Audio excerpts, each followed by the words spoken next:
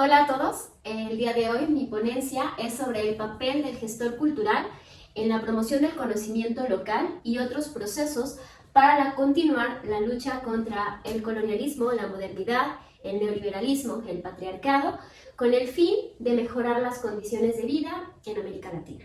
Hablar de la posición del gestor cultural y su papel como promotor del conocimiento en América Latina implica hablar de una serie de procesos y temas que como latinos hemos enfrentado a lo largo de nuestra historia. Tomemos como punto de partida la colonización.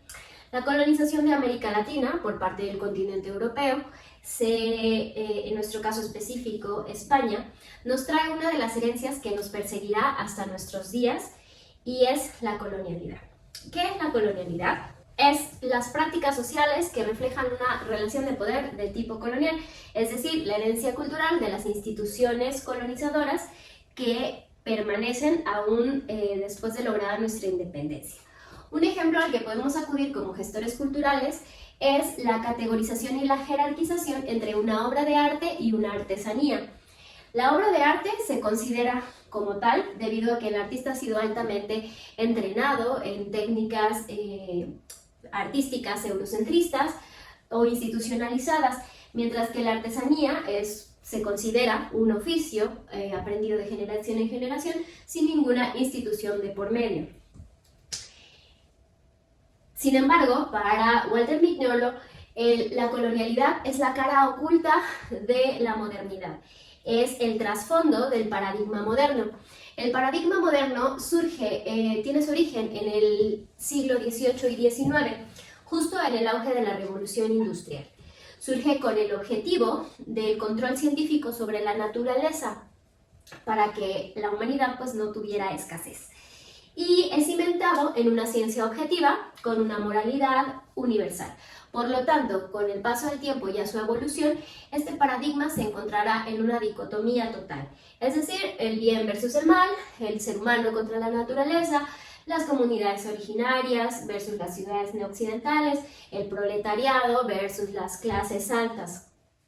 Karen Armstrong, ella relaciona el paradigma moderno y a la colonialidad desde dos campos de estudio y que van a ser muy importantes a lo largo de esta ponencia: la economía y la epistemología, es decir, la producción de capital económico y la producción de conocimiento. Junto con el surgimiento del paradigma moderno vamos a encontrar el surgimiento del sistema capitalista, el patriarcado, la división entre norte y sur global, la idea de progreso y el conjunto de sistemas hegemónicos que hasta nuestros días van determinando muchas formas de conocimiento. Es importante que como gestores de lo cultural tengamos en cuenta todos estos procesos históricos por los que América Latina ha pasado, sobre todo el reconocimiento, porque eso nos determinará o nos apoyará en el reconocimiento de lo cultural en nuestro contexto. Los patrimonios tangibles e intangibles, incluso la misma promoción y difusión cultural, tienen que ver directamente con la producción del conocimiento y el capital económico con el que este conocimiento se genera. Por lo tanto, es importante plantearnos qué reconozco como conocimiento, qué no reconozco como conocimiento, quiénes son los que determinan ese conocimiento, quiénes validan el conocimiento. Siguiente, por favor. Para continuar, retomo el ejemplo anterior, previamente planteado, la diferencia entre una obra de arte y artesanía. Aquí vamos a encontrar que en el ejercicio del poder de la lógica colonial se piensa que una obra de arte se determina por el proceso de formación institucional por la que pasa el individuo que la produce. Y por consiguiente se le da un valor monetario directamente proporcional al nivel de estudios que este creador tenga. Es decir, y lo observamos cotidianamente, que entre más extranjeros sean tus maestros o las instituciones que te forman, pues la obra de arte tiene un valor monetario mayor. Caso contrario a las artesanías, ¿no? La mayoría de las veces las artesanías son producidas por las comunidades originarias. Estas comunidades originarias adquieren ese conocimiento de generación en generación, conocimientos ancestrales, hasta llegar a ser comercializadas en los paraderos turísticos, ni siquiera en una tienda o en una galería, o bueno, en el mejor de los casos una tienda. Pero el turista no va a preguntar cuánto tiempo de elaboración se llevó el artesano en hacerlo, o no va a preguntar cómo adquirió el conocimiento. Simplemente, y en el mejor de los casos, la compra, pero la mayoría de las veces la regatea, cosa que no surge con una obra de arte, ¿no? Eso no es cuestionable.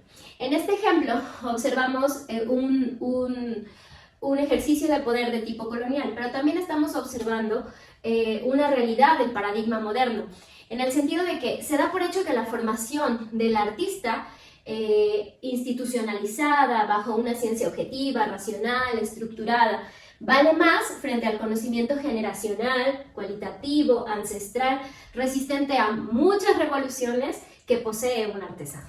Siguiente. Pongo este ejemplo por la cercanía que yo tengo con los procesos de creación artística y los procesos de formación artística.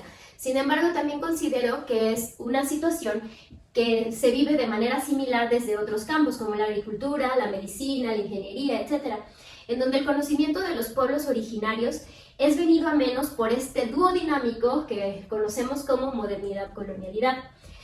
Lo anterior se articula directamente con las problemáticas tanto del sur como el norte global, dos de ellas estudiadas a lo largo de este curso, la migración y la pobreza. Para enlazar estos temas, acudo nuevamente al ejemplo entre una obra de arte y una artesanía, pero ahora desde una perspectiva desde el artesano y el artista como individuo. El artesano, como individuo perteneciente a una comunidad, que puede ser padre o madre de una familia con responsabilidades que cumplir, al no contar con un ingreso justo o un pago justo por su trabajo, se ve directamente afectado o se ve directamente en una situación o en una categoría de desigualdad que posteriormente se puede convertir en una situación de pobreza o de migración. En cualquiera de los casos se convierte en parte de la población vulnerable. Y recordemos que las poblaciones vulnerables, como lo vimos en el curso, son reducidas a categorías de subhumanos, sin derechos, expuestos a un concepto de otredad bastante complejo, una relación de poder desigual y, en este sentido, capaz de aceptar cualquier tipo de explotación laboral proveniente de un sistema capitalista y neoliberal. Pero también va a suceder algo muy interesante, que es dejará de producir su artesanía, dejará de producir ese conocimiento, dejará de compartirlo. Entonces, esto a largo plazo ocasiona pues una pérdida de esos conocimientos. Los artesanos, al ser provenientes de pueblos o comunidades originarias, enfrentan un tipo de desigualdad de tipo étnico. De manera más específica, los estudios de la pobreza en América Latina y el Caribe, realizados por las autoras Di Virgilio, Otero y Boiniolo, mencionan que América Latina, como consecuencia de la conquista y del colonialismo y la inmigración, hay una coexistencia de una realidad sociodemográfica muy compleja y que vamos a ver reflejadas en prácticas de discriminación, exclusión racial hacia estos pueblos originarios y que el resultado pues también es que tengan poco o nulo acceso a oportunidades educativas, a la salud, a una vivienda y también a un empleo. Muchas de las políticas públicas también se han enfocado o han enfocado sus esfuerzos en la formación de áreas de igualdad, programas en los que las comunidades tengan una participación en la estructura de valores y en la estructura de la comunidad bajo un sistema de mismos intereses. Pero para ello es necesario revisar las formas de interacción entre esas comunidades y las estructuras de gobiernos municipales, ya que es muy cierto que estas políticas públicas que se realizan y que se emprenden de muy buena fe, supongo, pues no siempre tienen el éxito esperado debido a este último punto, que es la articulación entre los pueblos originarios y las instituciones municipales. Recuerdo un ejemplo de las lecturas que hicimos cuando un secretario de Economía va a proponer a los taitas de la selva en Colombia, va a proponerles que hagan escuelas, hagan centros de salud, y para esto los taitas dicen, bueno, tenemos que consultar primero con nuestros ancestros. Entonces el secretario de Economía se va muy ofendido y menciona al siguiente día en los diarios que la comunidad originaria no quiso negociar en pro de su bienestar, sino que más bien acudieron a argumentos no válidos para rechazarlo, lo cual no fue cierto. Simplemente los taitas, la comunidad originaria, estaban solicitando más tiempo para ellos, a través de sus creencias y de su modo de vida, pues tomar una decisión. Ahora, llegado a este punto, es importante mencionar que también existe una resistencia ante todos estos sistemas capitalistas y neoliberalistas, traducida en movimientos sociales y luchas culturales que no solo son por bienes y servicios, sino también por definición de la vida, por la naturaleza, la economía, la sociedad, y que son planteados desde una nueva epistemología capaz de descolonizar estructuras con las que hemos construido nuestro pensamiento durante más de un siglo. Un nuevo discurso de los derechos humanos con perspectiva de complementariedad, es decir, sí tengo derechos, pero también tengo responsabilidades y puedo contribuir en algo a mi comunidad, y con una protección a los movimientos sociales alternativos. Un ejemplo de ello son las mujeres en Chiapas. Sabemos que Chiapas, con el movimiento zapatista, es un ejemplo de resistencia ante todos los sistemas, el sistema capitalista o los sistemas hegemónicos. Sin embargo, dentro de esta misma estructura vamos a encontrar que se levantan el grupo de mujeres feministas que buscan un feminismo transnacional y descolonizado, antirracista, anticapitalista, lésbico, altermundista, que rompa con el universalismo occidental y que, lo más importante, que sea capaz de transformar radicalmente las relaciones sociales y articulando la justicia social en la redistribución de los recursos. Siguiente. Desde la observación de este grupo de mujeres en Chiapas, yo sí creo muy posible y deseable el trabajo para construir y fortalecer una cultura de resistencia que haga frente al sistema capitalista.